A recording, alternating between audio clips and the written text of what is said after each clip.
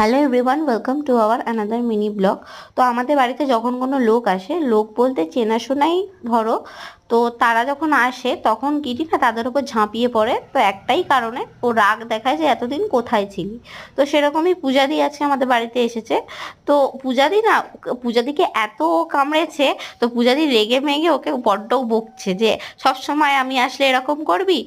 তো এরকম বকছে, তো ওই ওই বকাটা পাটির ওপর রাগ দেখিয়ে দেখিয়ে তুলছে, মানে পূজাদির পায়ে গিয়ে ধরছে যে কথা বলো, আমাকে এরম করে দূরে সরিয়ে দিও না।